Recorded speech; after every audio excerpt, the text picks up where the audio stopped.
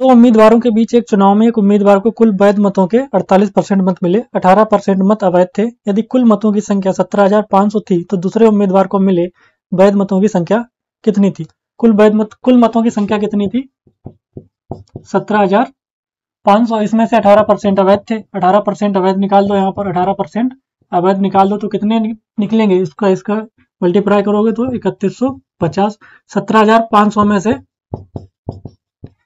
ठीक है, 3150 घटा दो यहाँ पर तो कितना बचेगा? 054, ठीक है, 054 उसके 053 और 14,350 बचेगा।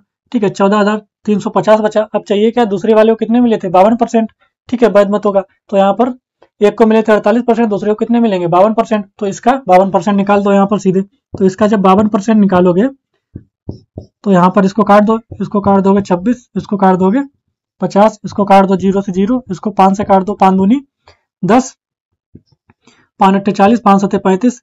इसका क्या करना है? यहाँ पर 287 में गुणे कर दो 26 के, 287 में 26 के गुणे करो 7462। यही आपका आंसर हो जाएगा यहाँ पर। अगला क्वेश्चन आपका क्या है देखिएगा। एक चुनाव में संतोष ने मंतोष से 24,000 अधिक मत प्राप्त किए।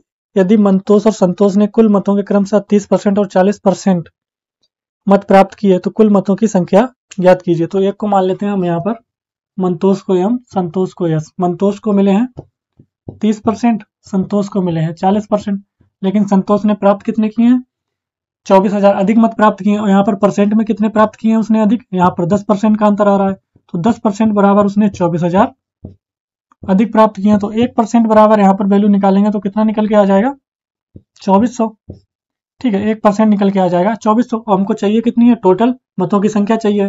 तो 1% बराबर 2400। 100 में हम अगर गुणा कर देंगे इसका 2400 का तो यहाँ पर आपका निकल के टोटल वोट आ जाएंगे। ठीक है, 2,40,000। तो यही आपका आंसर हो जाएगा। अगला क्वेश्चन क्या कर रहा है। एक पंचायत चुनाव में 2 उम्मीदवार ए और बी थे। उम्मीदवार ए को 42% मत मिले और वह बी से 8,000 मतों से हार गया तो मतों की कुल संख्या कितनी है? ठीक है, मान लेते हैं हम मतों की कुल संख्या भी मान लेते हैं। कितने हैं? 1000 यूनिट है। 1000 यूनिट है। ठीक है, इसमें से क्या है? एक को मिले हैं 42% ए को, और बी को फिर कितने मिलेंगे? 100 में से एक को 42% मिल गए, बी को मिलेंगे यहाँ पर 58%। ठीक है, परसेंट में डिफरेंस कितना आ रहा है? यहाँ पर 16% का डिफरेंस आ रहा है, लेकिन एक्चुअल में वहां पर कितना है? 8,000। ठीक है, तो यहाँ पर 16% बराबर 8,000 है। तो 1% की वैल्यू हम निकालेंगे तो 1% की वैल्यू कितनी निकल के आ जाएगी? 500। तो हमको चाहिए क्या है? टोटल वोट चाहिए हमको। टोटल वोट यहाँ पर 100 यूनिट माना था, इसमें हम 500 का मल्टीप्लाई कर देंगे तो ये आपका निकल के आ जाएगा 50,000। यही आपका आंसर हो जाएगा।